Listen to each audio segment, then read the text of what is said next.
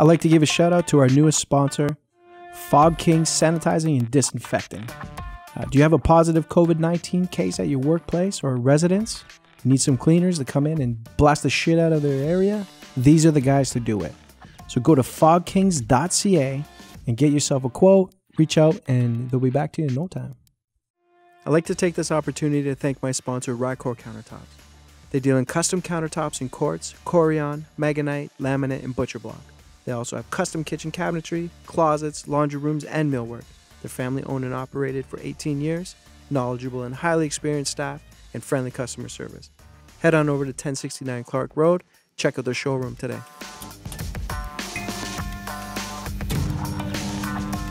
The way Italians say it too. Italians will say like they'll use the C as the ch.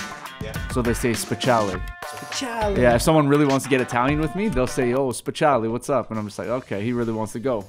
He really wants to talk Italian now." Okay, good. Wow. I don't know any Italian, so don't even you're not even get that out of me. That's hilarious. You know what's funny is I grew up in Scarborough, and the landlord who owned the building that we lived in was Speciale. Oh shit! Yeah, with a Z or a C? No, the same as yours. Same as okay. Yeah, same spelling, same everything, and he was a fucking dick. Like, he was super strict. He was very like, he just wasn't a good. He was your traditional like landlord, like that slumlord kind of. Yeah, thing. Yeah. I've never ever met a Speciale. Yeah. After it was him. He was just like this old man. This is back in the 90s or whatever. So I never met any other Speciales until you. I think, because I think that's that tradition too with the old Italians. Yeah. They had that. They're just hard. Oh, he was just didn't hard. give a shit about anything. It was just like business was business, and that was it. And you gotta admire that, right? That's it. Let's just get this party started. You're good. You're all set. You drove, and you're all comfy. You don't need anything else. Comfy, good. I got my coffee. Everybody's golden. Headphones are okay? Yeah. Oh yeah, we're good. This far away is good. Yeah. My man. Welcome to Studio 88. Today, my special guest, Matt Speciale, professional fighter. He's owner of Bearded Bites, which we're gonna dive into. Thank you for making the drive. I truly appreciate it. I've been trying to get you in for a while. I met you back in Windsor, the very first Windsor show, and you had been working with some athletes for their weight cuts. Yeah. And when I met you, you were very professional. There was just something about you that was, I knew that I was going to work with you somehow. You know, when you meet somebody and you go, I'm going to do business with that guy somehow, whether it was to be a fight, whether it be nutrition with somebody, whether some sort of relationship was going to happen. I felt that with you. Just your presence and your aura. Mm-hmm. Yeah, that comes with like the actual business of it. Mm-hmm. I knew that like once I got into this business and I started like working certain angles, I knew that I had to I was all in. Mm-hmm. And I started taking it really serious right off the bat. And a lot of people that knew me and a lot of people that started talking to me about it, they kind of saw that the passion with my like for nutrition. Mm-hmm. So I was just like, yeah. So anytime someone meets me, they're like, oh man, like you're really into it, and you have everything down, all the T's crossed, the I's dotted, mm-hmm. And I was like, yeah, that's just how it goes. Well, you were confident in everything that you like. The way you spoke, I knew you were like, as a matter of factly. Like mm-hmm. There was no matter what you said, it was a matter of fact, mm-hmm. And I respect that, you know. But let's talk about your martial arts career. What got you into martial arts? How did that journey begin for you to bring you all the way up to becoming a professional fighter and then a nutritionist? And yeah, like, how did that story become? All right, so this story is definitely a little cheesy, straight up. Tell me. All right, so basically it was because I grew up in Brampton, it wasn't a hard place, but we had issues here and there. So coming out of high school, we just started. How old are you? I'm 31. Okay. So it was right around like 18, 19. Coming out of high school, like we would just go to parties. Things would happen. Things would pop off, fights and whatnot. And I was kind of getting annoyed with it. So I was like, you know what? I was like, I want to be able to know what I'm doing. Like have a general idea of like how to throw a punch, how to throw a kick, how to throw a knee, elbow, all that stuff. And then another excuse was I thought that I wanted to get into fighting to get more girls. I straight up, it was, and then I realized something a couple of years into my career that they don't give a fuck about fighters. They don't care. They don't care about because they automatically assume you're dumb. Yeah, and you're a meathead, and you're a bully, or it's all about always getting into fights, and you're volatile, and And which, for the most part, most fighters I know, that's not the case at all. No, I think we get a bad rap.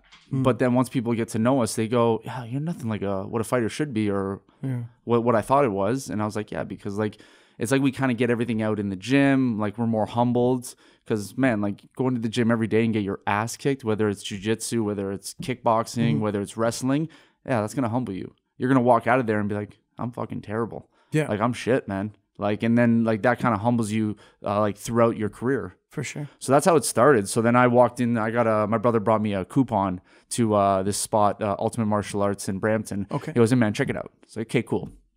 Go in, and then the first day I go in there, we just signed some papers, jump in. I jumped into the first class, and then right from there, it kind of just spiraled off. Like I went to my first kickboxing class. I'm like, oh, this is the thing.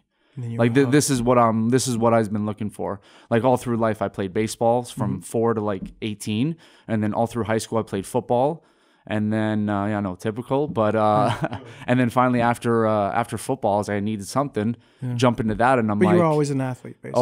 Always. And then I realized once I jumped into that, I was like, this is it. This is the one. 6 times a week, 3 hours a night. I just started going, and then within 3 months, I had my first smoker, like exhibition, and then after that 3 months after that, I had my first like sanctioned amateur kickboxing fight. Where'd you do that? That was in Kitchener. Okay, under who? Under who is in? Was it like Rykor or? No. It was, I can't even remember. Oh, no, Cask. Cask. Okay, Cask. Yeah. Right. So it was under Cask, and oh my god, they had us wearing the most ridiculous fucking things. Obviously the shin guards, the headgear, but they had us wearing these boots. No shit. I was walking in there thinking I was a fucking astronaut. Yeah. Like it was brutal. The foam padded. The foam padding. I was like, am I gonna have to walk out? Like my family's gonna see me here. Like they're gonna laugh. Like so that was the first fight. Yeah. But that progression and that development went along. Like how many kickboxing fights did you have, amateur? Total is 21. That's a lot of fights. Is a decent amount. Right? That's a good amount. That's a good experience. And I find a lot of the guys who have come from like high number fights, amateur, kickboxing, boxing, or jiu-jitsu even, they transition very well into professional because they're used to that competition all the time. Yeah. I've seen guys turn over way too fast. And you're like, hey, you probably should have fought another 20 more times. Yeah, and that's what happened with my coach and a couple of my good friends. They're just like 4 years before I turned pro, they're like, Matt, you got to go pro. And I'm like, I'm not fucking ready. And like, why do you do that? You're second guessing. This is where they talk about you're second guessing yourself. Like you should be going, you should do this. Why not? And I'm just like, I'm not fully ready. I don't think I'm good to go. I need more fights. So I actually, I stopped myself from jumping ahead too fast. So I stopped myself for 4 years, and then in that 4 years, I got so 4 years you waited. 4 years I waited, but I was still fighting. That's when I got into my MMA career, where I started fighting a little bit and more. So I was like, yeah, this is. I need more experience. I can't just jump in. Like, it's good to be confident, but you can't be fucking delusional. That's what kills people sometimes, I think. So that's kind of like where I was standing with that, and then. Once I got into the MMA scene, like after being in kickboxing for so long, went to tournaments. My favorite story when it comes to kickboxing was the one night 8-man tournament that I was in Calgary with. Yeah. Oh my god, it was the hardest thing I ever had to do in my life. How many times did you fight? 3 times, one night. Wow. 3 times one night, no gear. So it's like it's crazy because you're dealing with, so that'd be a prestige kickboxing, right? Yeah. Okay. Yeah. So it would be like crazy because like after a fight, you're beat up, you're banged up, and when it comes to, and everyone knows from the gym I come from, my style is we're very kick heavy and we're very powerful. So I just blast my kicks. If you block it, I'm gonna keep blasting them right through your block. So I come out of the first fight, and luckily I finished the fight in the first round, and my shin's already banged up. Okay, Matt. Sit down right here. Okay, good. My coach is there with me, help me out. Okay, like they're rubbing my legs down. Okay, good to go. 30 minutes later. Okay, Matt, you're up. Holy fuck. Okay, let's go. So we jump in again. Yeah. This one was a 3-round like go. Let's go for it. Me and this guy didn't stop. And then once again, won that one, came back, more banged up. And I'm trying to drink water, trying to stay hydrated, but I just don't have there's not the time frame. I don't have enough to keep up, right? And then finally the finals, it was like 30 minutes after that one. Wow. So it's just like, all right, Matt, you're up again. And it's like, oh, fuck. And I can tell by the time I get into that ring, me and this guy look at each other right before they were about to say, let's go. And we could see it both in our eyes. We're like, all right, bro, we got about, what was it, 2 4? Yeah, it was like 6 minutes. So it's 2-minute rounds. Yeah, so it's like, all right, bro, you got 6 minutes in you? Okay, let's fucking go. Yeah. And that's the whole thing. So we went. Unfortunately, I didn't win that fight. He pulled that off, and I was like, shit. But it was still one of those things where it was fucking 3 fights, one night, no gear. Like, how do you deal with the adrenaline dump of that?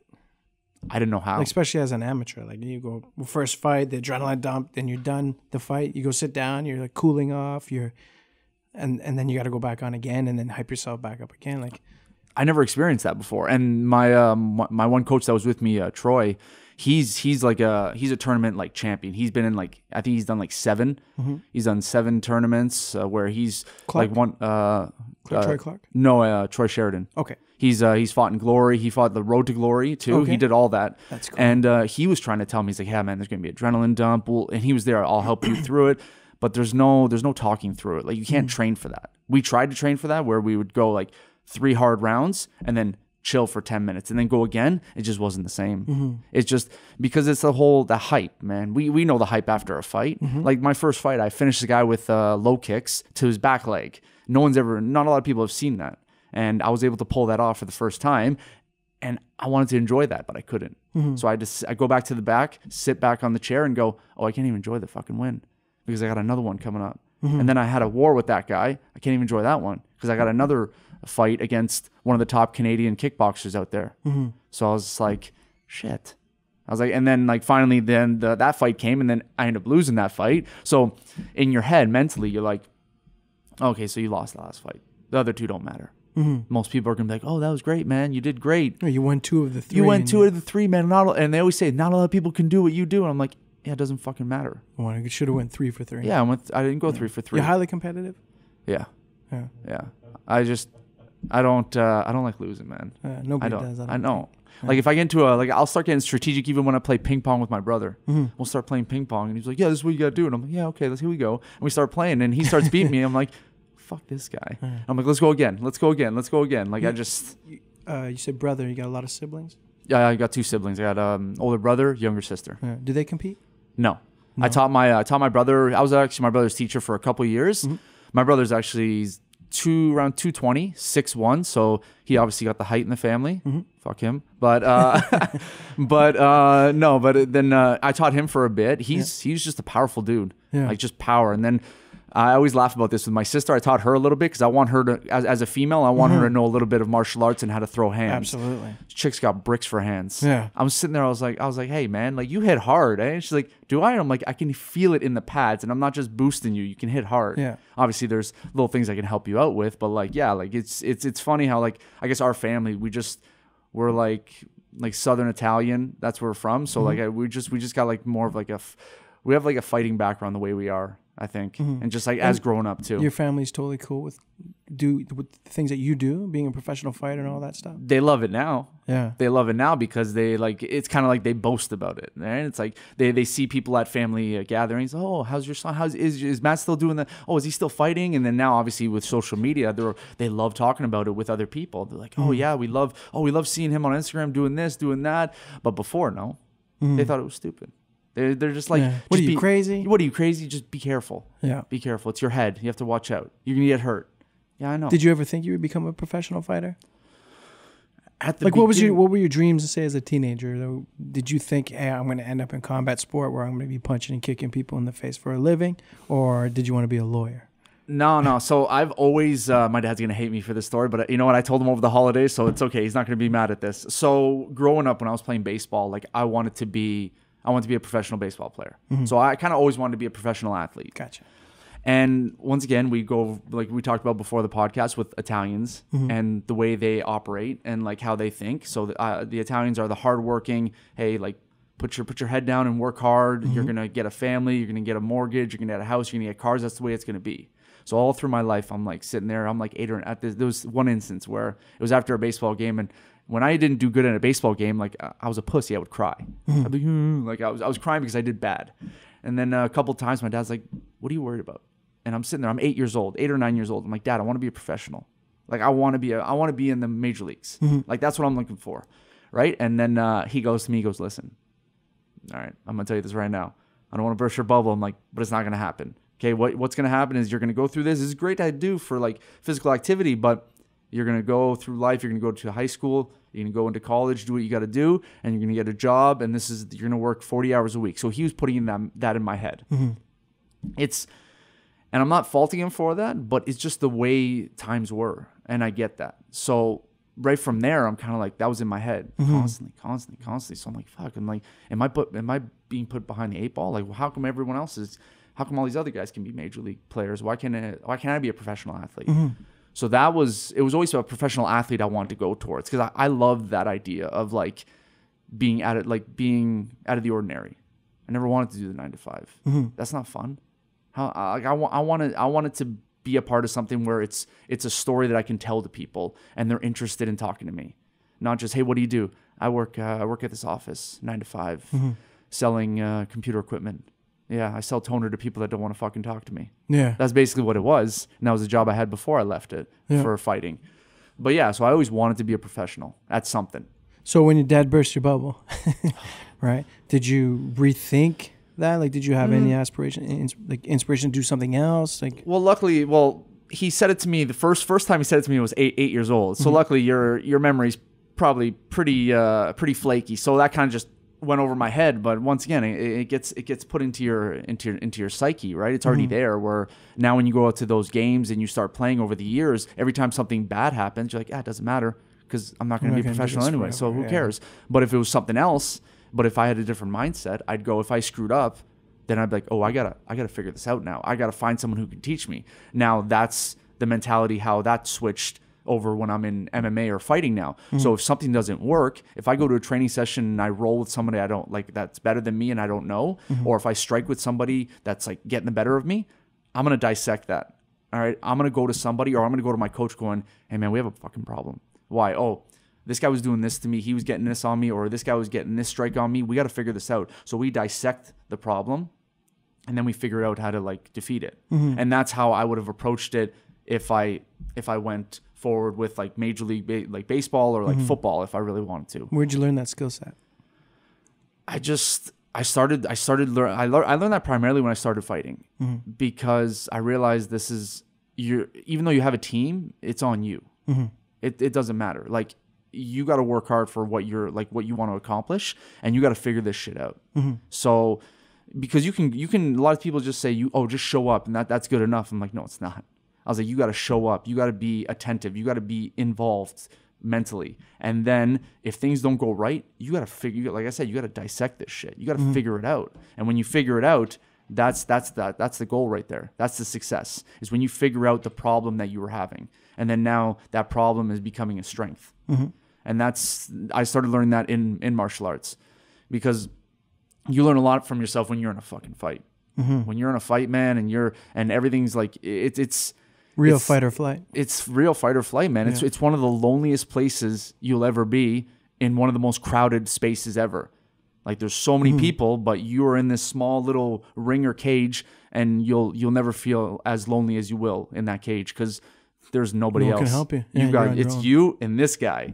And this guy's looking to kill you, and you're doing the same. So it's like, I got to figure this out. It's the fight or flight mode. And I got to figure out a way to like find a solution to all these problems that I had, whether it is like psychological or if it's physical, in any part of that, like mixed martial art right there. So how long you been at Bazooka Joe's?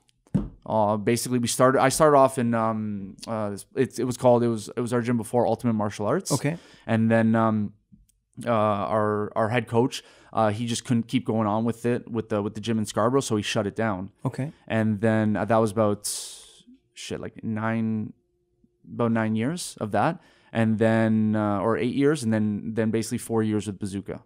But I've been working under Joe for like basically my whole career. The story about that is I didn't know Joe at all, like when I started training at this gym, but he was the top guy at the gym. And what happened was he was fighting in this league, Friday Night Fights, and it was his third pro fight. So and I'm about 7-8 months into training martial arts, and Joe's been doing Taekwondo for his whole life.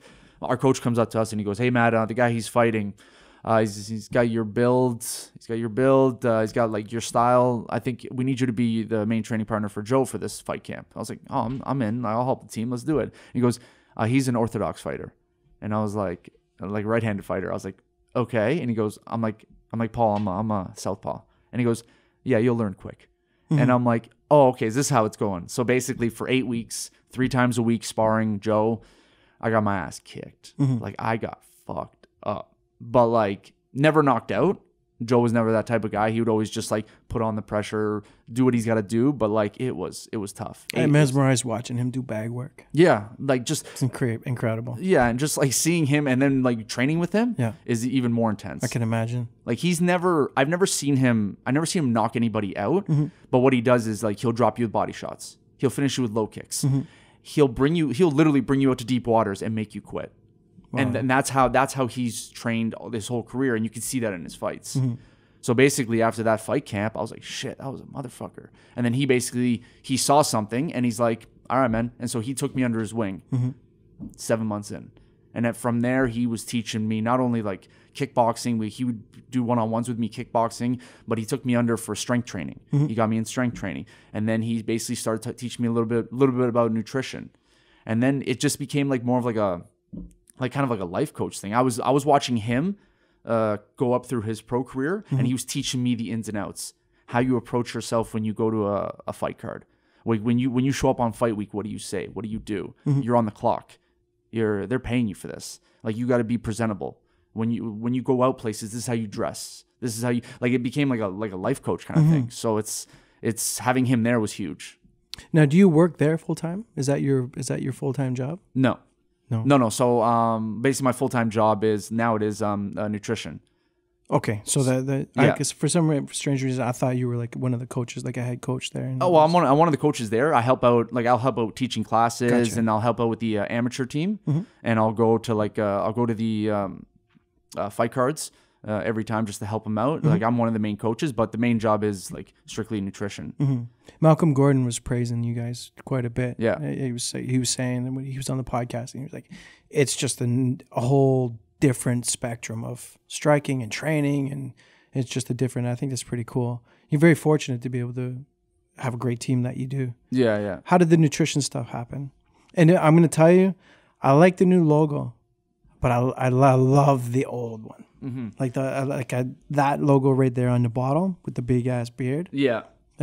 Tell me about Bearded Bites and how that came about. Okay, so what happened was back to like in my career, like I used to cut weight like shit. Like it was bad. Cutting weight like shit? Okay, somebody who doesn't understand, because there's probably people still cutting weight like shit. So it'd be good for you to explain. So basically what happens is someone they're eating whatever they want and they're training, okay? And guess what? Okay, they got a call. Okay, 8 weeks out. Okay, you got a fight coming up. Okay, 8 weeks. So what do? They'll significantly cut calories. So whatever they're eating, they'll cut it by like more than half. I got to cut weight. So they'll try to cut as much weight as fast as possible, which is not what you want to do, because you need to cut it at a sustained pace in order to get the proper amount of nutrients so that you can train. And that's the biggest thing. So what I would do is basically I'd get a fight. I'd get a fight agreement. I would sign it, good. And then starting next day, cut calories completely. I was eating things like tuna, salad. For energy, I was eating dates. Wasn't that bad, but I was only eating those things, drinking a lot of water, green teas. And then like it was terrible. I would eat a little bit of bread here and there if I thought I needed it. But like for me, I thought in my head, I was like, oh, bread's bad for you. Bread's going to cause you to gain fat, which it doesn't. It's eating in a surplus cause you to gain fat. But that's how I thought. So I was cutting weight terribly. And then I would get to the end of the fight camp. I had no energy by like 3-4 weeks before the fight. I was in a rough place. And then cut the weight, get to the fight, weigh in, and then eat like an asshole after. Like we're talking, my rehydration wasn't no rehydration. I didn't drink. I drank a little bit of Pedialyte, but then after we would go to a spot to eat donuts, sandwiches. And this was like 3-4 hours before an amateur fight. I'm eating donuts, sandwiches, Timbits, all this shit. It's like, what are you doing, man? And then after a while, it got really bad. And then, but then after, the worst is what you eat after, the weight you gain after, because after you're done fighting, now you want to gorge on everything. you want to take in like so much more that you basically took out during fight camp. And that's your body's defensive response. It wants to get you back to the body fat set point that it's used to and it's comfortable, because we're always trying to get to a state of balance. That's the way our bodies work. So it brings us to a state of balance. So what does that do? So makes me gorge on food. I get home, I'm eating chocolate bars, I'm eating donuts, I'm eating pizza, I'm eating ice cream, everything under the sun. All the good stuff. All the good stuff, man. All the good tasty stuff, which I still indulge with now, but like it's controlled. And then I would gain so much more weight back. And then guess what? Like we start training again, you're sluggish. Same cycle. Same cycle. Guess what? Do it again, Matt. Do it again. And then finally, it was about, it was my last kickboxing fight. I ended up breaking my arm in the fight. I come back home, got surgery, and then I couldn't really do, like this arm here was just, it was out of commission. it wasn't in a cast, but I couldn't move it. I couldn't do anything. I didn't know what to do. I was like, what the fuck am I going to do? And then one of my old coaches is like, hey man, why don't you think about going into nutrition? Like you have nothing to do. It's January. Go get your nutrition certification online. And that's a good place to start. Okay, so I did it. So I got that. Took me a couple months. I did that. And then I started just researching. Now I'm in the sport. I'm like, let's research weight cutting. And then I came across George Lockhart, who does the weight cutting for Conor McGregor, and he at the time he did a lot of the UFC fighters. So he does seminars and he does courses. So I took a course. I went to Ottawa, and I did a course under him and his partner Dan, and then I just learned all the ins and outs from him. And then even then, I would call him, I'd message him, and he would ask me, and I would ask him questions. Hey George, I have a problem. Okay, this is what we do. He would teach me, and then all through that, after getting the nutrition license, then learning from George, I still started like going out and obtaining more information, taking more online courses, doing whatever I can, learning from whoever I think is beneficial to learn from in the industry. So I started doing that, and then from there, I always say, like, if you want to get people healthy, you start with your inner circle, right? You start with making a difference in your inner circle. So my first two clients was my brother and my sister. Yeah. So my brother, like, he went from we got him from 270 down to about 210. Wow. And it was in a good amount of time, Yeah. right? We did it in a sustained amount of time. My sister, we dropped her down to about 120. She was up at about 135. So we dropped her down, and then I'm like, oh shit, this is working. Nice. And then one of the guys that I worked at, place I worked at, he's like, hey man, I need some help. Okay, let's do it. So I started doing that. And then basically from there, I started helping a couple guys at the gym cut weight for a fight. For guys at the gym, they were really close to me. I'm like, I'll just do it for free. Don't worry. Let's see how this goes. So I started getting like pretty good at it. And then I was sitting there going, okay, now this is becoming something. I realized this is something I wanted. Like I would spend hours, like losing sleep over this because I loved it. I'm like, okay, this is something. I was like, I need to think of something, how to like promote this more. And then that's where I sat back, and it took me like a day. So I sat back and I was like, oh man, I need a name. What can I do with this? I'm sitting there and I'm like, I'm thinking about food and what as you eat. As I'm doing this, and I'm just like, I'm thinking about food and eating, and what do you do when you eat? I was like, biting, eating, consuming. And I was like, beard. And I was like, okay. And I'm like, bearded bites. I'm like, fuck, okay, this is the one. Yeah. And I knew right away. That was the one. I got it. I did all the legalities for that. Put it through. Bearded Bites. Now this is my company. This is what I started doing. And then I realized. And then my sister came up with an idea. I had the logo. My sister came up with an idea. She's like, yeah, it might be a little tough for females to like want to be part of Bearded Bites, you know. So I'm like, okay, what do you think? And then she's like, why don't you do something like more feminine, like braided bites? So I was like, it's fucking perfect. So then she sends me a picture of side profile of her with braids, and then I had that's where that came from. And that's when I got braided bites. So then when females when I send things off to my female clients, they're part of like braided bites. Gotcha. But that's still under the umbrella of bearded bites. Yep.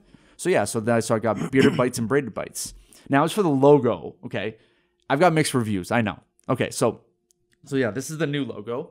I'll tell. Oh, here's my honest opinion. Go for it. I like it. I like it. It's sharp. It's clean. I just like the old one better, and only just because I was telling you before we started the podcast. I fucking love your beard. It's like a beard envy. So when I see that, I'm like, it's pretty cool. I like the way it looked, but this one's it's sharp, it's clean, it's very very nutritional looking.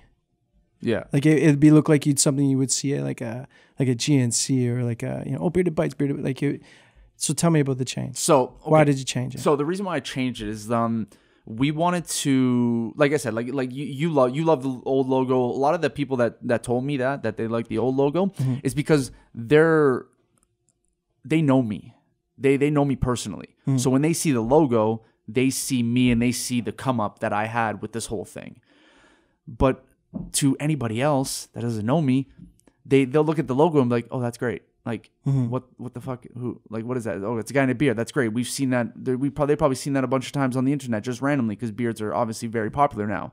So we wanted to create a standardized like symbol where it won't be male or female. It's them together.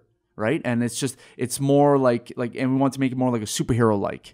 So we took the idea from the Flash and then we put, we got B&B. Yeah. So Bearded Bites, Braided Bites. And we just want it to be we want it to be a logo where people automatically saw him like, I fucking love it. And people who don't know me. So for the people that say that they love the old logo, which is great, I love that. It's just a lot of times it's the love for it because they've kind of invested in who I am. So like, oh, that reminds me of him.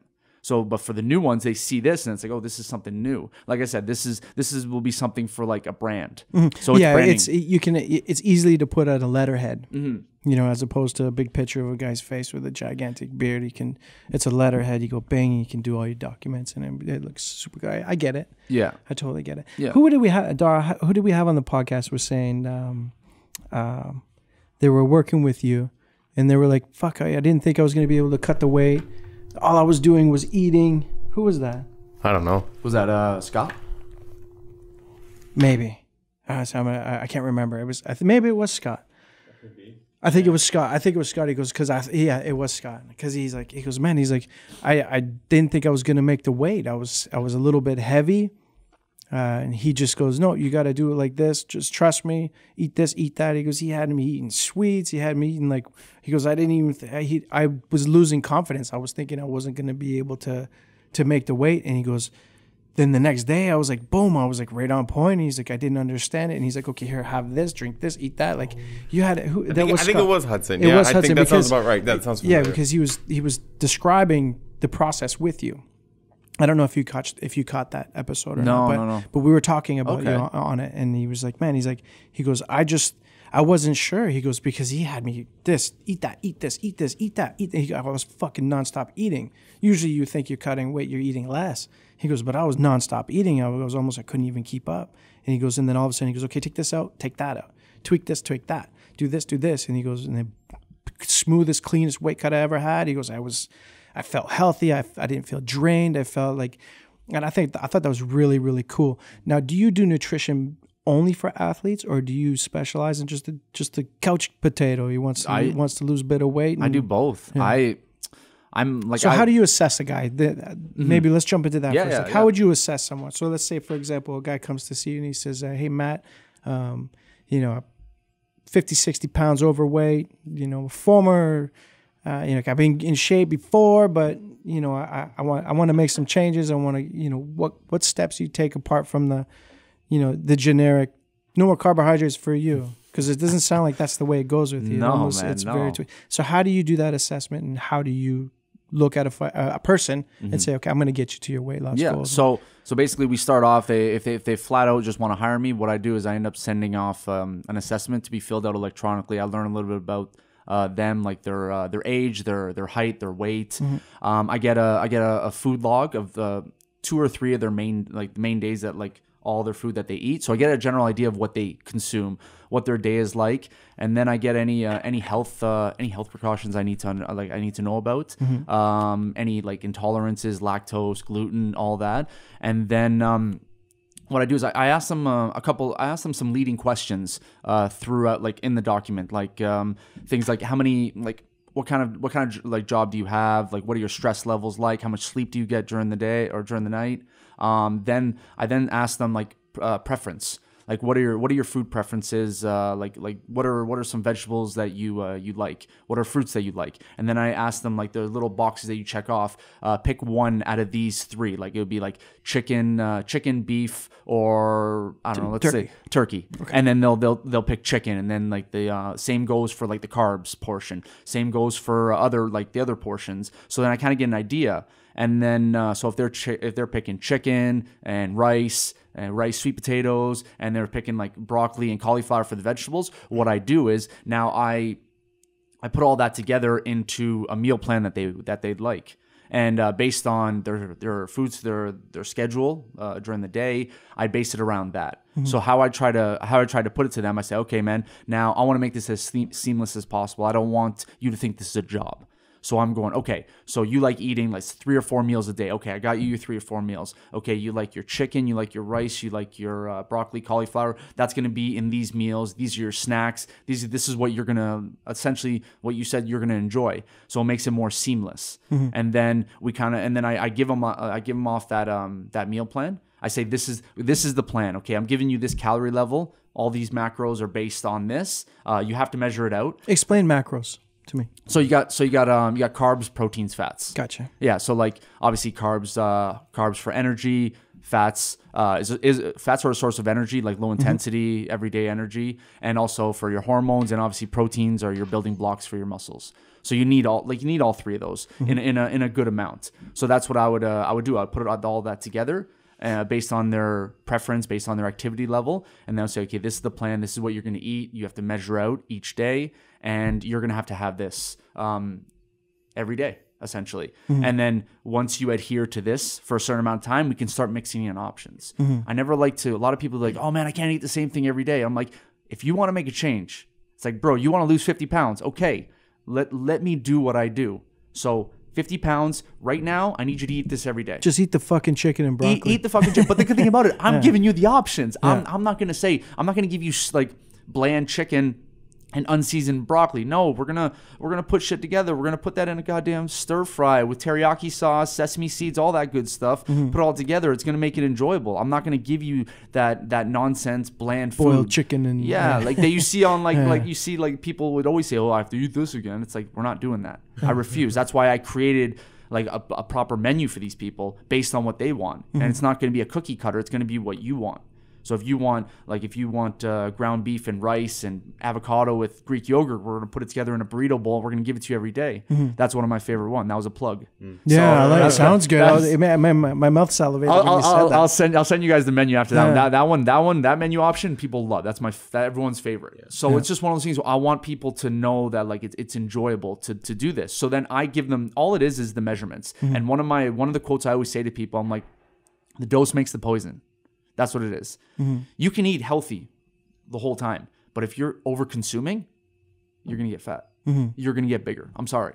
So that's the whole point behind it. So then the dose makes the poison. I make sure I situate the measurements properly based on their goals, based on their body type, based on their activity level. 6 ounces of chicken, no more than that kind of thing. 8 ounces. Well, that's the thing. Like, is there an element of experimentation when you like look at somebody, you say, "Hey, try this," and then their body might react one way versus another, or is it pretty solid when you get started? Like, no. That's the crazy thing. It's so individualized, and that's why I'm so involved, and that's why I'd be talking with my clients almost every other day, mm-hmm. because it's like they'll tell me, it's like, oh man, like this food's not working for me. If I don't see the weight come down on a weekly basis, like the way it should be on the proper decline, then I have to make some adjustments, mm-hmm. and that's what happens. Where it's like, shit, calculations are there, but they don't take into the account there are variables. There are life that happens. There's hormones in the person's body that's not allowing them to lose the proper weight. Maybe their energy output starts to diminish because of the lack of food. So that goes down. That's a form of slowing of metabolism. Mm-hmm. And that's where it's just like,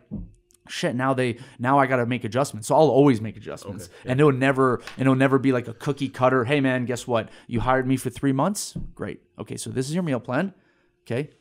Don't fucking talk to me for 3 months. Mm-hmm. Come back and we should see you should have lost like 15, 20 pounds. Mm-hmm. Okay, but see you later. That's never the case. I'm making sure that I'm talking to them almost every other day, mm-hmm. and making sure that everything's going well. And that also ties into like substitutions too. If they come to me and like, hey man, I need to switch something up. Okay, let's do it. I'm not feeling like the rice or the potatoes right now. Okay, that's cool. It's cool. Let's change it over to quinoa. Let's do white potato. Let's do this. Let's do that. So I'll always try to mix and match to make sure that it fits their lifestyle. Because essentially what I'm trying to do for the general population clients is that I want to make this a lifestyle change. So I want you to not think that you're ever going to be over. That's the biggest problem I think people have in diets, in the diet culture, is that you always hear this all the time. If you go to someone's house and like you're on a diet, it's like, oh, are you still on that diet? Are you still on that diet? Like it's going to be over. Like it's an event. So what happens after the diet? You're just going to like fuck off, and then you're going to go basically eat what you did before and then basically circle back, relapse, and go back to where you were. That's the problem. So I try to make it, like I said, seamless. So I try to make it so that they dive into this and then they get into it fully. And now I have clients now that they're like, Matt, like I love calorie counting now. I love looking at food being like, can't have that. I want to, I will, like if I mix and match certain meals, make it a little bit flexible for my lifestyle. So that's what I try to employ on people, where it's like, it's not you being like a jerk to them or like basically like depriving people. It's just letting them know, hey, this is what's got to be done to get to your goal. But you can still enjoy yourself throughout. You just have to make certain adjustments as you go. So that's what I try to employ on people. Now, do you do meal prep for people? No. So I only do the meal prep for the fighters. Gotcha. Because I've seen you at events, and you were like a doctor pulling out of the bag. Drink that. 15 minutes. You're gonna drink this. You're gonna eat that. Yeah. Not yet. Like I've seen it at weigh-ins. I've seen you at shows. And where you were just like so regiment. You know. That hey, one whoa, show. Hey, whoa. Don't drink that. Not yet. Like yelling out across the room. Not yet. I told you. 15 more minutes. And they're like, okay. Like they're almost like, okay. That Not one show, I had 4 of your guys. Yeah. I had Which one was that one? That was the one in Windsor. Okay. I had Mike McAloon. Yeah. I had T-Shay. Oh, that was in London. That was the London one. Yeah, that was the chair. Yeah. And then I had 2 more other guys, and I was doing Nick Kimbasses. Yeah. And then I had somebody else. I can't remember, but I was doing 2 of the weight cuts like in the morning. No, I had Imparado in the next one. Gotcha. Okay. Yeah, I had Imparado in the next one, DeFreitas on the next one, Bobby Poulter, and I had that was in Toronto. That was the Toronto show. Yeah. Okay. So but the one in London, yeah, I had McAloon and I had Kimbasses. Yeah. I was doing their actual water cut. And then I was getting the food ready for 2 other guys, 2 or 3 other guys. But yeah, like you said, like I'll have it on timers, because if they drink the shakes too fast, they'll end up basically vomiting because it's too much too fast. Because I was shocked, because every time I dealt with you, you were always very calm, very collected. You were like militant. You're like, no, hey, no. You ain't drinking that. It's crazy because there's some guys where like it's like I gotta need like that, though. Well, some guys I gotta push the bottle and be like, come on, drink, let's go, man, because so we can get to the recovery process with the food. But then other guys, man, they just shoot it back, and I'm like, hold the phone, man, like let's, like relax. What's the big common mistake you see with fighters with their nutrition? What's the biggest thing that you see that's consistent with everybody? Lack of food. So not enough food. Not enough food during fight camp. So they try to lose like I tried to do before in my career, is they try to lose weight too fast. So once they get the fight, and then once they think losing, the more weight you lose and the faster you lose it means progress, even if it means your workouts are going to be like the quality of your workouts are going to be diminished.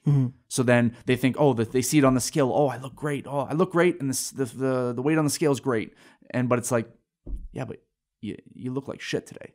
You sparred like crap. You had no energy. You burnt out within 30 minutes. It's like, what's that going to do? So what they do is they try to get to their weight before the water cut as fast as possible. But there's going to be a lot of issues with that. Like you can get sick. There's a lot of problems that come with that. So and like you said, like your performance gets completely shot. So that's the biggest thing. I think not enough food. And like you heard from Scott, like he was eating a lot of food. And that's the thing. And he was always, and he asked me a few times, and he's like, hey, is this, you sure? And I'm like, yeah. And Scott was one of the easiest guys to work with. He's like so straightforward, where he was just like, tell me what I got to do. Okay, eat this, this, and this. And there'd be times where I'm like, hey man, like You want me to switch something up? Like I felt the need to ask him, hey, you want to switch something up? No, it's good. It's working. I'm like, okay.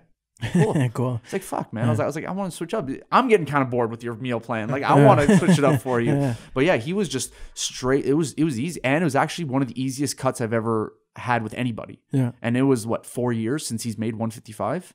Yeah. And we only had to do, I think, 3 pounds of water the morning of for that guy, which he's a big dude. And he walked in there like it was nothing. Yeah, that's what he So said. easy. He swore by it, man. He was like, I couldn't even believe it. Best weight cut I ever had. Best everything was like, I felt great. I felt sharp. That's how do you get somebody to be disciplined though?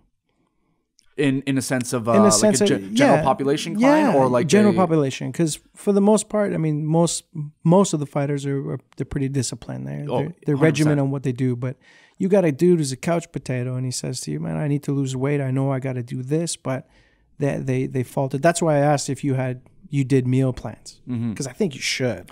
Yeah, okay, so I want to. The only thing is, right now, it's not feasible. So it's either I had to choose if I want to get into like the meal prep service, which I hope to. I want to team up with a company like not soon, but like later on in a couple years, or even like kind of create one myself.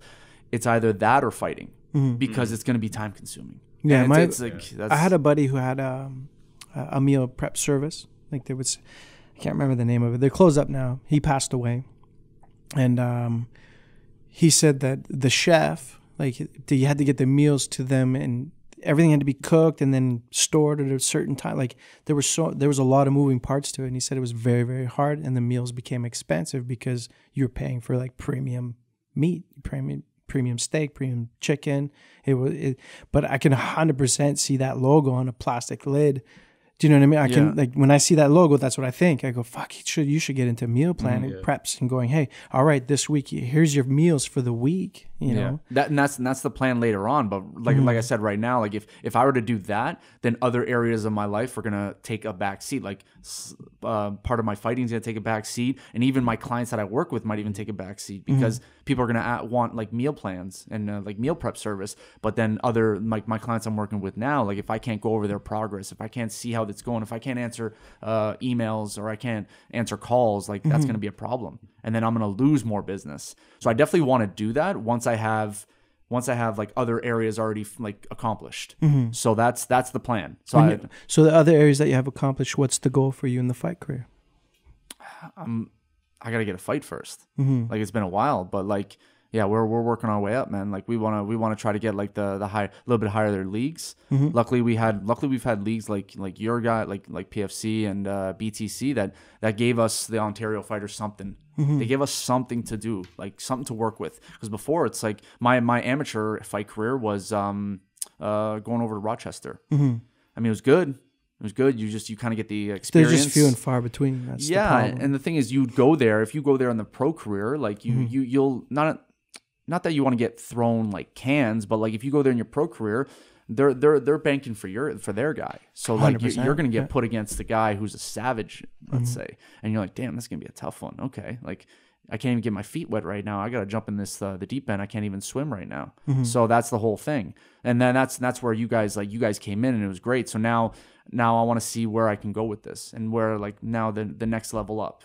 And I'm seeing, and that's where Joe and my coach is kind of coming in, going, okay, let's look at other options. Let's look at there's CFFC, there's LFA, and he mentioned a few of those. I've mentioned that to him too. So I'm hoping we can get something with that, and then from there we're gonna see what happens.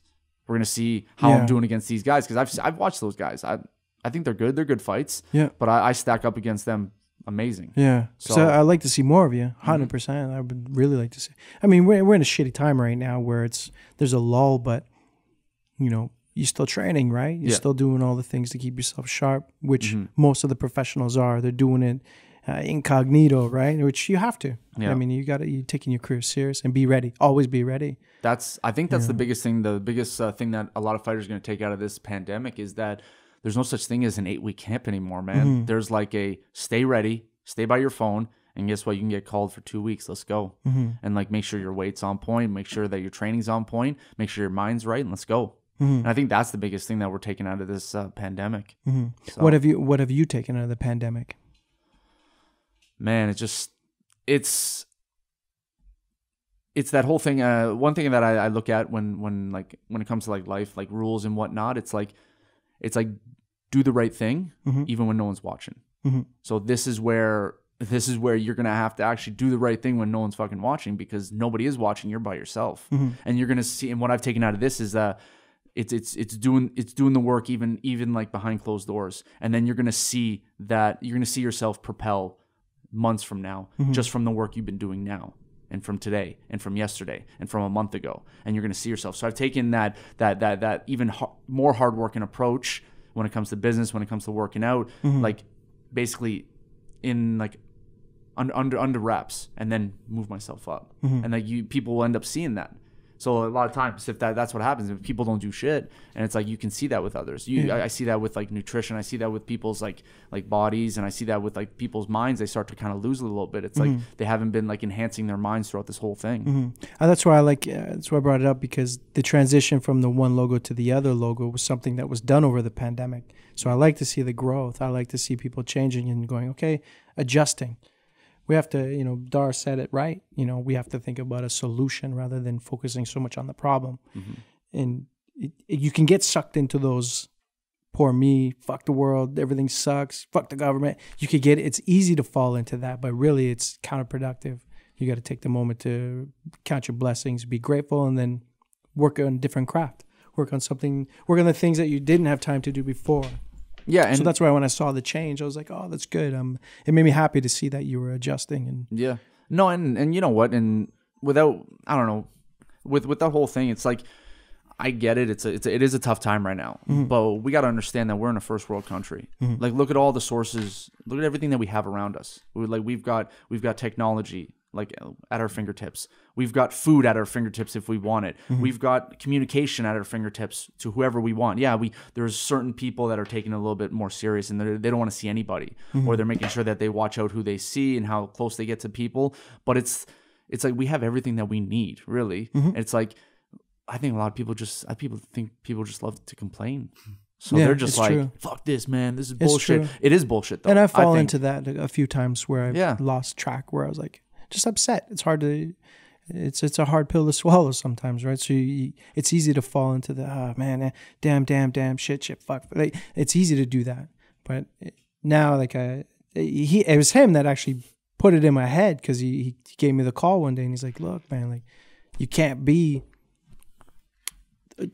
try not to focus on the negative of this whole thing. He's like, we have to be positive. We have to think, push towards solution, push towards getting better. And he was right, man. And it hit me. It actually kicked me in the ass, because I felt I was in that, I was in a slump. And then it was like, you're right. Focus on better. Focus on getting through this whole thing, because we will get through this whole thing. 100% we will.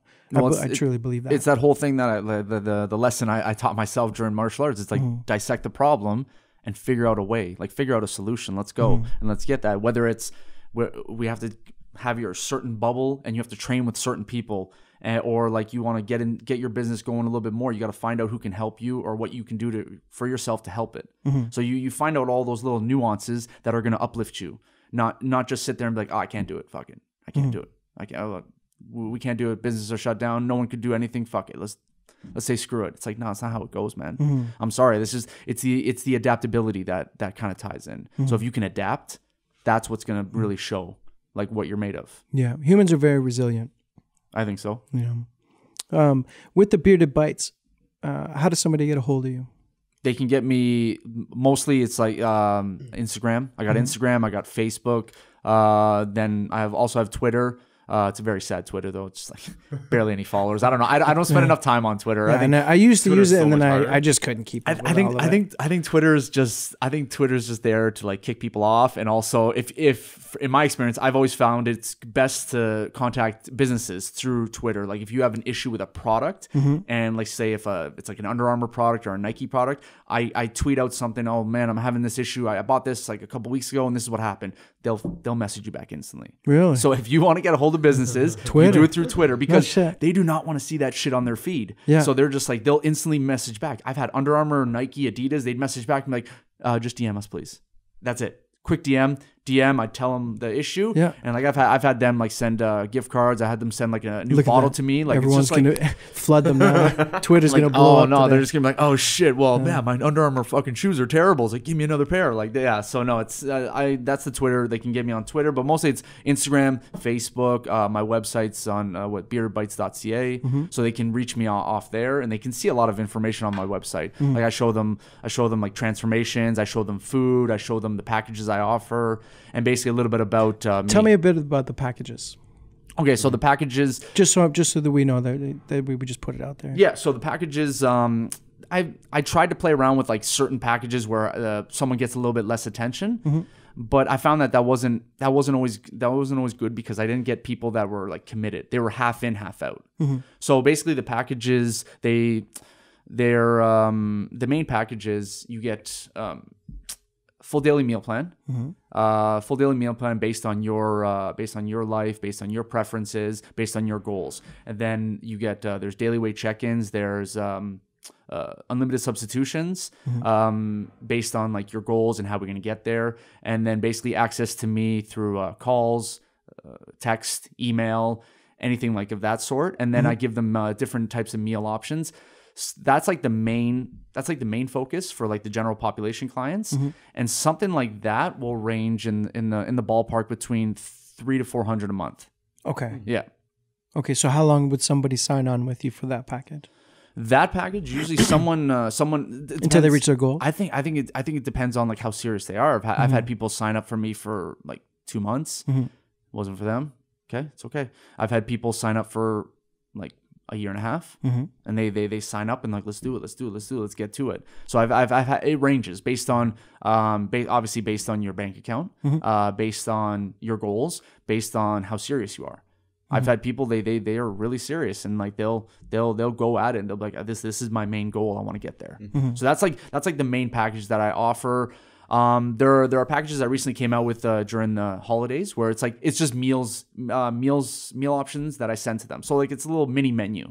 Okay. So it'd be like, I can't really remember the price. It's just like there'd be like three menu items, 6 menu items, 9 menu items. And I think they'll range from like there's a 30, 70, and 100. It's like it's not the actual meal, but it's the menu, it's the items. So like you get the actual recipes. And you get exactly the instructions, you get the materials, like you'll understand like the list of materials, and then you get the instructions on how to cook it, how to prepare it. And then that's the other the packages, mini menu packages I've created. Okay. Yeah. How hard do you push meal prep? Like, do you say like dedicate your Sunday to cooking all your chicken, cooking all your veggies? Like is that how you do it? Is that the formula? Or I mean, I think that's where most people fail, is not having the food readily available, and it's time screws them up, and then so how hard do you push meal prep? I try to instill that in them so that they know that it should become a thing in your life. And even though I've done meal prep for about 7-8 years now, I've maybe missed a couple weeks here and there, but it's one of those things where I never have to think about it.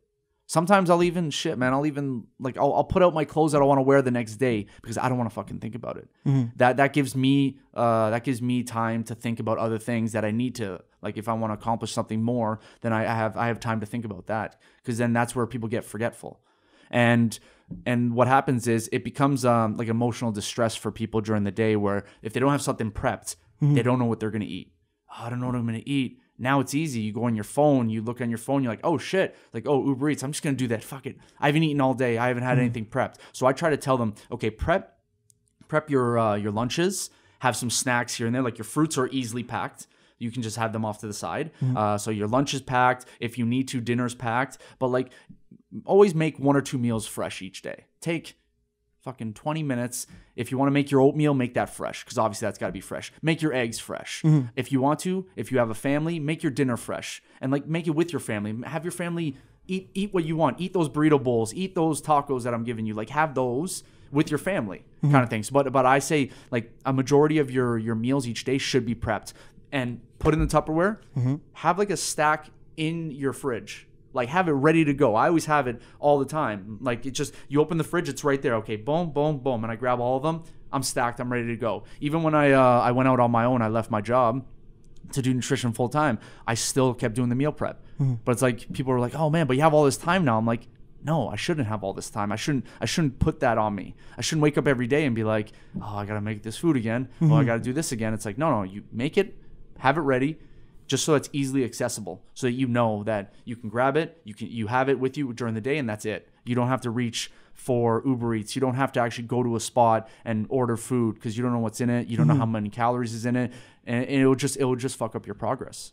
Yeah. Now you brought a meal in here. Yes, I did. Tell me about this. This is cool.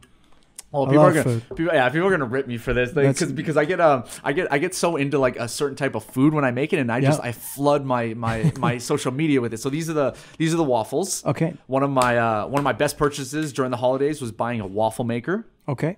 And those are now this doesn't seem like a very nutritious meal. Like I would look at something like this and go, "Oh, sugar, it's gonna get you 100%." Yeah, okay. Yeah, sure. Yeah, like so this is easily made. Like it's made with grounded oats. Okay. So oat flour. You make your own oat flour. Egg whites. Yep. I put a little bit of this is my secret ingredient. I put a Betty Crocker cake mix. Okay. I only put about 2 tablespoons in, which only runs you like 60 calories. People don't think, but like you put that in there, mixed with vanilla extract, baking powder. Then I'm thinking what else is in there because I just kind of put it all together. That's basically What's what it this? is. That's the cream cheese mixture. So I get whipped cream cheese with Greek yogurt, plain Greek yogurt, a little bit of peanut butter and sweetener. Put it all together. Do you want to try this? Yeah, that looks delicious. Yeah, hit this up. And it's kind of it's crazy because like people think it's like supposed to be heavy, right? These type of meals, but these are actually very light. You feel good after. There we go. Dara's gonna be our guinea pig right now. Yeah, so make sure you dunk it in the cream cheese mix. Yeah. And then like you kind of dunk it in the syrup. No double dipping, man. And then I'll throw the chocolate chips in there, obviously, for a nice little add-in. And now, would something like this be in a meal? Hell yeah. You're like, okay, this is your meal today. Like, would that be a breakfast or would that be a snack? That'd be a nice little breakfast if they want. And on the and when I send out like assessments for people to sign, like they get good. How we looking, Dara? Yeah, he's happy. Oh, yeah, he's happy. So like when on the assessment, that becomes like that's one of the questions in the category. It's like, hey, what do you prefer? Do you prefer like pancakes, waffles, or oatmeal? And then they pick one of those. So now I know that they're leaning towards waffles. Okay, then I kind of ask them, hey, do you have a waffle maker? Okay, cool. And this is where they can make the waffles, and like I put the whole plan together for them, different options with the waffle option. Hey, have the waffle option. This is for you now. Good, golden. All right, I'm gonna jump into this There you one. go. You gonna eat that one? 88 should be a cooking show Yeah, no shit, eh? going forward. I dipped it. You dipped it? I'm gonna try this right now. That's all right. It's a little bit better when it's heated up too. Yeah. But it's You know, okay. and honestly, it doesn't matter. It's still delicious. I was gonna ask you a question then. So this kind of answers it a little bit. Like, there's obviously sugar in here. So I know me, like, a lot of people we talk about sugar, it's like this bad thing. But I do enjoy like a good donut, and I don't feel bad about having a donut. I don't eat them all the time, but I still want to be able to enjoy having donuts. So do you know, if you're working with a client or something, they say like, I really enjoy food, and I enjoy certain types of food that aren't maybe great. I mean, these waffles tasted great, and they're got sugar in them. I mean, how do you approach that? Is that a don't do that, or do you work around that? Like, what's that? No, I like working the idea of like flexible dieting. Yeah. So it's about flexible dieting, and it's about adhering to the plan that I'm giving them. So if you come to me and you're like, Matt, like I love the idea about this. I love the meal plan, but man, I want to have a donut. I want to have a donut twice a week. And I'm going to be like, all right, Dara, is that going to help you adhere to the plan for like 4 months? 100%. If I have a donut if I have 2 donuts a week, I can adhere to this for the 4 or 5 months. I was like, perfect, let's do it. So I add that in. I'll add that in, but I will remove something. So I'll be like, okay, Dara, man, on Saturday after like your workouts or whatnot, on Saturday, have the donut, and maybe on the Wednesday, have the donut. Right. I just work that in because there is a lot of talks about how sugar is the root of all evil. It's the worst thing ever. It's like, yeah, but that's put together with overconsumption, right? Like if you're overconsuming, that's where sugar, that's where these problems arise, right? And obviously that's different for people who are type 2 diabetic and everything like that. But if you're just if you're a healthy individual, you still want to lose weight, but you still want to enjoy some of the finer things in life when it comes to food, then why can't we give you that? Yeah. Like, and let's just say I say to you, what if I switch it over? You said to me, I need a donut. I say, fuck no, you're not eating the donut. For that whole 5 months, you know how much you're going to think about donuts? Yeah. You're going to see donuts everywhere. You're going to think about donuts everywhere. You're going to start making like little like you're going to start saving Instagram posts on donuts. Donut vision boards. You'll be like, all right, so when I'm done fucking in 5 months with Matt, I'm going to rip through this donut, that donut, this donut, that donut. And what happens after the diet plan? You'll start freaking out on donuts because you didn't get those donuts. Right. But if I give you 2 a week, but you stay within your calorie range and you're losing the weight and you're seeing that, you're going to be like, oh, I can now work this flexible diet lifestyle, and now I'm good to go. Like I don't have to deprive myself consistently. I can just create a type of lifestyle where I can have meals here and there, but then I can still have these other meals that are kind of fitting my meal plan. So does flexible also mean, and I know it's not like I'm just advocating for being not healthy, but if someone's like, hey, like, you know, I ended up going to this thing and we went out and, you know, we got food or whatever on the weekend, they can they just come to me and be like, this is what I did, and then you guys can just adjust from there, make adjustments? Is that kind of how it works, or do you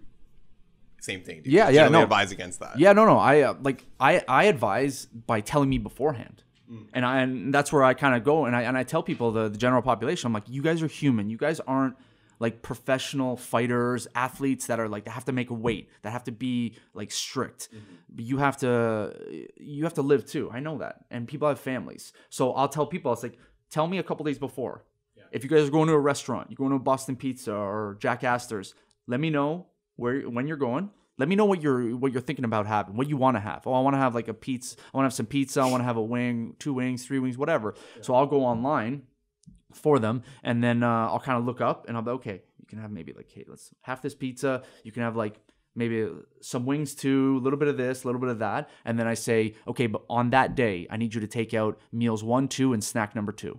And this way, it'll match up the calories with what you're going to eat at Boston Pizza. Now, granted, maybe the next day, you might get a little bit of a weight increase because of a little bit higher carb content than usual, or even the salt content that holds water. So people, they end up like going on the scale like, oh shit, I shouldn't have done that. It's like, no, don't worry. Our bodies are great mechanisms. What's going to happen? It's gonna basically level out within a couple days. So you're gonna be fine. Like unless you overshot it by like 3,000 calories. Yeah, now we're in trouble. Now we have to readjust for the next week. So now we got to slowly bring back calories for the next week to match up what you did on that one Saturday. That's why it's like sometimes it's not always worth it to just fly off the handle. It's good to maybe just go little bits every couple weeks. Because I guess the point I'm circling is, you know, I think people can sometimes feel sensitive about food, and that's why I was asking, you know, they feel like they might be judged because they might do something or they like certain types of food, but it sounds like you really, just with some planning, you can work around those things. I'm only smiling because I've had conversations with people and they're like, and I'll tell them, I was like, hey man, like, what do you eat? And they look at me like, oh, I'm that guy that's never deviated from a plan. I've been the guy that's always been healthy my whole life. I'm like, no. I'm like, whatever cheat meal you think was bad and was going to ruin your progress, I've done that tenfold. You can't beat me when it comes to a cheat meal. I'm telling you right now, as much as this might be like a shot at like me and my business and whatnot, but I've done food eating challenges when I'm still into like health and nutrition. I've done all that kind of shit. I think there was one challenge that I actually succeeded in. I'm 1 and 2 in food challenges. Okay. Every time I go to the States, me and my buddies look up food challenges and I'm like, all right, Matt's fucking doing it. Let's do it. And we make it a big thing, right? The next couple ones I do when everything opens up, we're going to start documenting and putting it on the YouTube channel once I get that going. Because I want people to know that this is human. I'm human. I'll do other things like that. You ever see that show, Man vs. Food? Yes. Oh, have you seen that show? No, I haven't even heard It's insane. This guy, he travels across the state. This is an old show. I don't even know if it's on anymore. No, it's not on, but he's probably not even alive anymore. This dude would go like restaurant to restaurant all across the United States, and he would indulge in like, he would go to a Texas steakhouse where they had like a 35-pound steak that was like that thick, and they would say you can't eat it or you would get and he would eat it. He would, and you were like, the shits this guy must have. The worst things you can ever feel. I think though the first challenge I ever did was, and once again, this really goes back to what I said. After poor nutrition for a fight camp, and then you immediately want to eat everything. After I went to a TBA tournament in Iowa with my team and cut down to 155. There you go, rehydrated, recovered, did the tournament. And then after the tournament, before we left back to Toronto, we're like, hey guys, let's go do this challenge. I think it's called the Emma Necker challenge. Yeah. So it was a burger this big of like everything, of like a beef brisket, cheeseburger, bacon, chicken breast, all that stuff. And then lattice fries, a pound of them. And like, you've got 15 minutes to eat this. No way. 50. I know. And I was like, all right. So 4 of us, we decided. 4 of us were like, all right, let's fucking do it. It's like, not many people have done it, but all right, we'll try to do it. I'm telling you, I never stopped eating for the 15 minutes as fast as I could. I only got through half of it. I do not know how people do this. This is where the professional eating comes in, where they just throw it down without actually tasting it. When I do these food challenges, I want to enjoy this shit. Yeah, for sure. I want to enjoy the food. So like when people say they're like, oh man, I don't want to tell you what I did for a cheat meal, and I always go to them to the one food challenge I did win in Chicago, and I'm like, bro, I took down 4,500 calories in 19 minutes. And then when I was done that, because the manager was a fucking dick to me, when I asked him I want to do the challenge, and he looked at me and he's like, easy there, little guy. I don't think you can handle it. I'm like, oh, fuck this guy. Okay. I'm like, when I'm done the challenge, after I finish it, I want you to bring me the dessert menu. And he goes, okay, sure. So I'm like, okay, cool. So did it all. There's a competitive side coming out. Yeah, that's my God. Right there. Oh my God. The minute he said little guy, sorry, little guy, I don't think you can handle it. I was like, you better get that fucking t-shirt ready and put me on the goddamn wall. This is happening. So then I finished it in 19 minutes. I put it down because I realized what was it? It was, once again, it was a big ass burger. Same thing. It was big ass burger with the lattice fries, but I became strategic with this shit now. So when they brought it out, before they brought it out, I'm like, all right, I'll need a couple different drinks. So I had like a diet drink, I had a water, and I had like another flavored diet drink, just so I can like get different flavors. And I had different flavor sauces to like dip in to change up the consistency. Gotcha. So I had all that. And then when they brought it out, I started. Now the good thing about it is they had like lattice fries. So what I do is like I would do it layer by layer. I take off each layer, and then have them layer by layer. So you couldn't eat the burger on its own like that and push it down, because that's what everyone wants to see. Like the cartoon version of it would be that, right? But you can't do it. So you take it off layer by layer. So I just went at it, and I was starving. I think I fasted for like 20 hours before I did it. And I realized that that's the key for me, is I have to starve myself for like 20 hours and then go in for it, just for the challenges. Not for actual just for recording sake, not for real life. Huh. So then after I was done it, people in the restaurant were loving it. They're like, oh my God. So then I like a barbarian, I grabbed the plate, I lifted over my head, and I started doing that. The whole place was going mental. Yeah. And then I was like, where the fuck's that manager now? I was like, so he walks over, and I'm like, he looks over, he's like, oh, you did it. And I'm like, dessert menu, please. Yeah. Please, let's go. You're probably hurting too. You're like, that was the first time. For some reason, I was good. And then they brought the dessert menu over. I got a little like piece of like pie. Ate the pie. I ended up the next morning. It was a guy's trip. And the next morning, I decided I wanted to. I woke up like at 7:00, ripped like a 2-hour workout. I don't know why. Just something about it was just like I was just clicked. I was on. Really? I was like, let's fucking go. Did you feel like shit? Did you like? That was the only time after a challenge I didn't feel like shit. Really? I was full. Mm-hmm. I was full. Like my buddies had to roll me out of the restaurant. Like I was walking like a pregnant chick walking out. But like it was like the next day I was on. Let's go. Like workout. Boom. Okay, let's sightsee. Let's do this shit. Yeah. But all the other ones a couple other ones I've done. No. I was not. Not. I always wondered how that guy felt on Man vs. Food when he would beat down, this 10-pound steak and fries and potatoes and a milkshake. The challenges were insane, and he did it like with ease. And then like where how often did he do them, right? Like did he was it like a tour where he would do like I'm sure he would be going around the States. He was all over, man. Yeah. I must have watched at least 15 episodes. Oh, I watched so many. Like, there were so many different. I loved it because I was amazed at this guy, and I was like, this guy must have the worst shits ever. The worst, and then just like his general health. I bet you if you went to a doctor and they did blood tests, they would think that, all right, you're gonna die in like 5 years, but keep doing what you're doing. Like, yeah, I think I heard. I didn't really look into it. This is just speculating or just like a little bit of hearing online. It's just I think he started looking after his health and realized that after I think 3 seasons, He's like, he just couldn't do it anymore. It just got too bad. That's hardcore. I'd see him eat like the spiciest pepper, like on the planet, and he'd get all these peppers and he'd eat all of them. The spiciest chili, I think it was, but it was it was I've a seen bowl that like one. this, and he was like pink, sweating, like he was eating, just eating. I'm like, how this can't be good for you? No. You almost didn't even believe it. No, sometimes. But then, was it the one I tried to do in Milwaukee?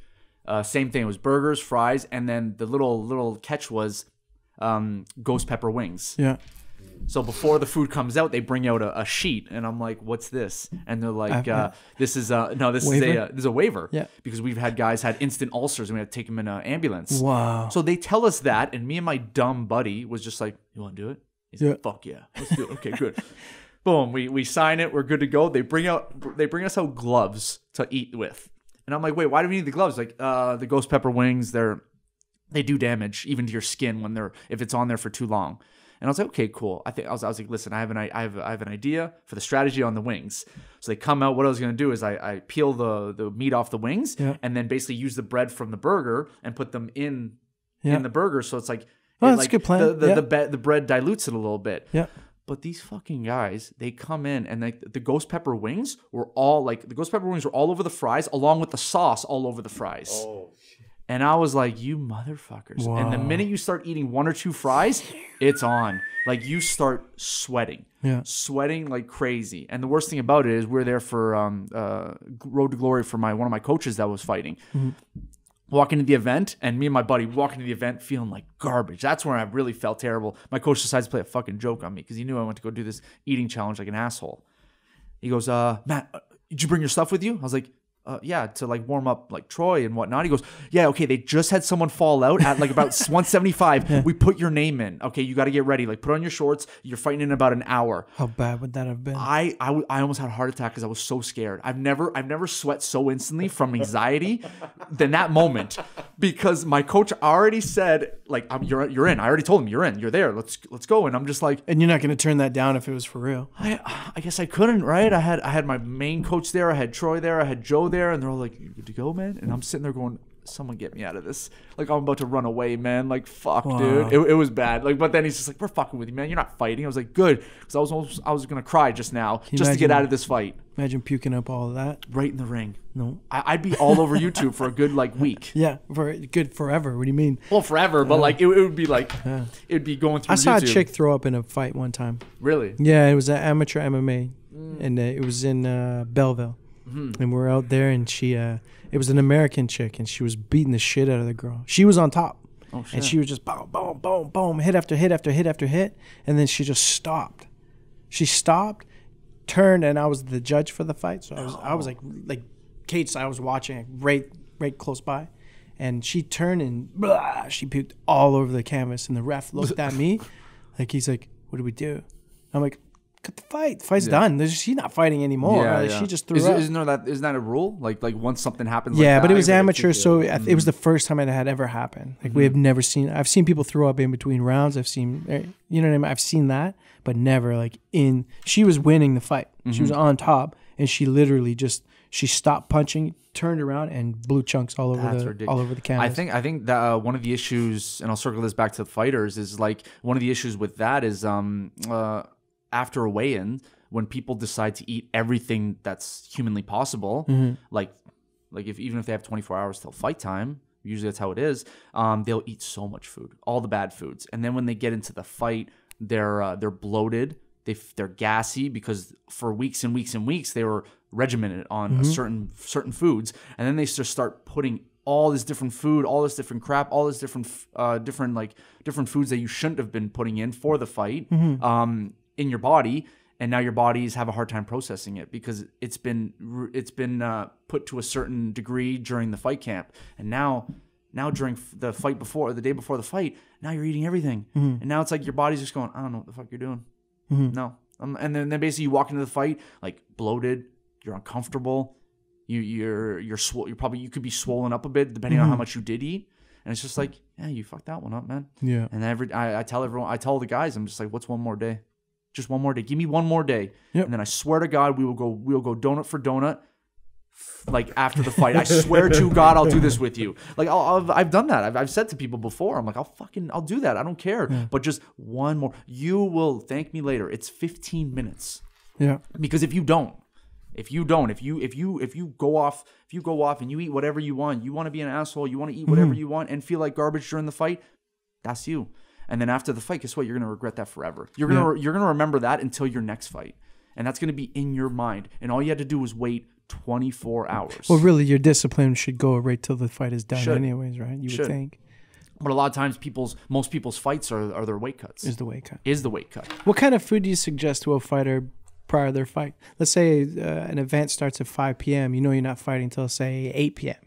Like, are you eating backstage? Are you fasting? What do guys do? What do you suggest guys do? I always suggest you get off the scales. So we'll take it back from right when you get off the scales. Get off the scales. Obviously you had a hard water cut. We're gonna get fluids in you. Fluids that contain things like sodium, potassium, glutamine, a little bit of creatine.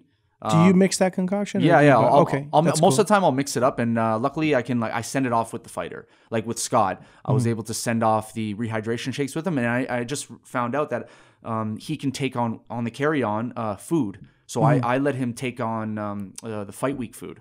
So as long as you have the document that you print out that's showing that you can bring on the plane this food and the receipt of the foods that you bought, so that they can see it. They look at the Tupperware. Oh shit, that's the same thing. The only thing you can't do is you can't bottle liquids. No, that's the bottle liquids actually we put in the luggage, but you can't bring fruit. You can't bring the fruit. So like that's the only thing. So on fight week when they have blueberries and raspberries, I say sorry, you can't bring that on because they took that from Scott. He told me. So I was like, okay, when you get there, just buy fruit. That's it. But yeah, so what we do is post weigh in, I always say get the drinks in first. We got to get the water back in. We got to get your electrolytes back in to basically level everything out.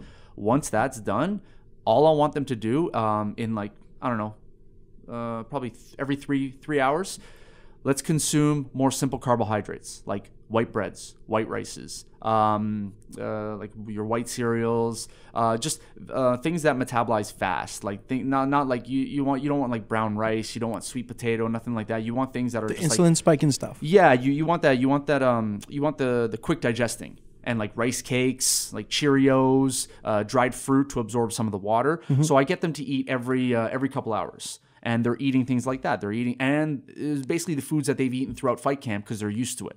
So we get them to eat in the white rices, the white potatoes, all that stuff. A little bit of protein, a little bit of fats, not even any vegetables because you don't need that shit. So you don't really need the protein, you don't need the fats, you don't need the vegetables post weigh-in going into your fight. We just need gas to make the car go, and that's simple carbs. So I'm just putting that in, and then basically at the end of fight, at the end of weigh-in day, I give them like little snacks to have at night just to munch on, things like dried fruit, a little bit of gummy bears, pretzels, things like that to absorb some of the water that they've been drinking. Right. So, and then I always leave one meal out because I know that they're going to go out and have a meal with their team, which is usually a tradition with most fighters. So I go, go and have this meal with your team. But other than that, these are the meals you're eating post weigh-in. Then basically fight day comes. They wake up, same thing. I usually recommend guys having 2/3 of their carbs on weigh-in day because they can get more in, right? But then fight day, you don't really want to eat that much. And I go by like that's because something I've went by for myself. I don't eat that much, but it's still a decent amount. So they eat 2/3 of their carbs on weigh-in day, 1/3 of their carbs on fight day. They get up, they'll have breakfast. Then they'll have a snack. Maybe they'll have a little bit of a lunch. And then once 5 hours before fight time hits, we cut off meals. What they can have is little snacks. I get them to munch on Cheerios, pretzels, or like a little bit of dried fruit. Or if their whole thing before training was always have a banana, which I recommend 30 minutes before with a coffee. It's a good pre-workout. Okay, then we're still going to do that. So when you're back there, some organizations they say no to food, which I think is fucking bullshit. But like in the UFC, they give you things in the back room to like sit there and like munch on. So like I always say, okay, have like a banana and have your coffee, and that'll be your like pre-fight. But leading 5 hours before, we cut off all meals and just kind of snack a little bit. just because we don't want your body to be digesting while you're trying to fight. Right. Right. That it takes about 10% of your energy to digest. Makes sense. So what? You're gonna have 90% for fighting? That doesn't seem fair to yourself at all. Why not give yourself 100%? So that's what that's the guidelines I give them. But sometimes it's just like one of the biggest mistakes I see is people just gorge post weigh in, no rehydration. They'll drink like some Pedialyte. That's becoming more prevalent now, is the Pedialyte and all that stuff, because people are becoming a little bit smarter. But they just go a little bit of Pedialyte and then they just start food buffet. Let's go. Let's eat. It's like, man, how much are you putting down? You're gonna bloat, man. Why are you eating so much? Like, relax. Like, do it in little spurts. Do it in little, like, every 3 hours. We'll put down a certain amount, and then that's it. Like, relax. And once again, it goes back to, give me one more day. What's one more day, and then you can do what you want. But just let me do my job for you in order to get this job done for you. Absolutely. That's all it is. So just gonna ask though, just a question. You said one of the things, they start drinking water with like sodium and electrolytes and stuff. So just, after a weight cut, when you've shed all that water, wouldn't your sodium and potassium be really high in the body at that point? Like, I'm just curious, like, how come you drink the sodium after if you're already probably very concentrated? No, so actually, when you're cutting a copious amount of like water weight, like you're taking out all the electrolytes too. Okay. Because what happens is on fight week, we do this thing called water loading. Yeah. So we water load for about double the amount of water that they're usually drinking on a regular basis. So we water load for about 5 days. 3, 3, 2, 1 or something like that. Yeah, we'd go we go to a decent amount for about 5 days, and then on the last day they probably take in maybe 750 mils of water, sipping it. And throughout that time, and on fight week, we get them to, like 3 days before weigh-ins, we get them to take out sodium all through their meals. Oh, okay. So when we're loading them with water and no sodium, all that sodium's getting taken out of their body. I see. So it gets taken out of their body along with that last minute, the last day of weight cut, where they do whatever they do, sauna, bath, the blankets, any of that shit.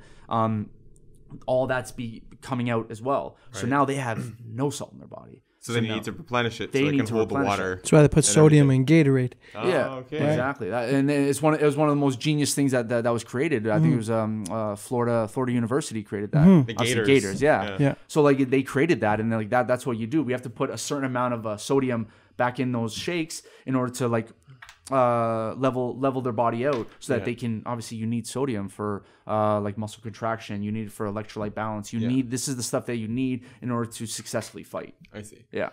I have one more technical question. Yes. Earlier you mentioned, you do a questionnaire and you ask people about their sleep. So we know that if you're not getting good sleep, it affects your hormones and 5 all that hours kind here, of stuff. bro. I get 5 hours. hours So a day. Gotta get you on that 7 or 8. So you're asking, and then you're making meal plans. If somebody just doesn't get a lot of sleep, does that affect what you're gonna make them eat? No. So no, I just, when I ask certain questions like your stress levels, like your day, like your daytime job, like your workout regimen, like your activity level, I just want to get an idea of who they are and what they do. This way, like if now you come to me and you're like, oh man, my stress is at like 8 or 9 a day out of 10 a day. My sleep, I'm at 4 hours. Okay. Like my job is this. It's very stressful. This is what I do. And then like I'm giving you the meal plan, you're eating, but then you're like, man, the weight's not coming off like I want to. I'm like, well, let's look at all the other variables. Okay, you're not really getting that much workouts in. Your stress levels are high. Yeah. Your sleep is terrible. Yeah. It's like those all tie in to the weight gain or the lack of weight reduction for this plan. And that's the biggest thing I try to tell people, because like obviously your stress levels, that creates inflammation in your body. Inflammation holds weight. If you're not getting enough sleep, you don't have recovery. And that's what you need, right? So that's where I get an idea, where we look at all the variables of the issue of if they're not losing weight. Yeah. That's the biggest thing. That's why I get an idea of what they do. Okay, that makes sense. Yeah. Cool. Well, how are we doing for time here, bro? We're at an hour and a half. Hour and a half. Let's wrap this up. Yeah. And listen, man, I really appreciate you coming in and chatting with us about Bearded Bites, about your career, about everything about you. Super interesting guy. Great guy. I really proud to know you. And, thank you, man. Appreciate that. You told everybody where we can find you. Yeah, the main thing, Instagram, username beardedbites.ca. Okay. Facebook, just type in Facebook, Bearded Bites. Twitter, if you want to get after me on Twitter. My website, www.beardedbites.ca. That's pretty much it, man. You can get a hold of me there. Ask me. I always tell people, just ask me if you have questions on nutrition, whatnot. You need a little bit of information. Just send me messages. Send me DMs. I answer every DM, every message. I try to help people out as much as I can. You're the man. Ladies and gentlemen, Matt Speciale. Boom. Thank you. Boom.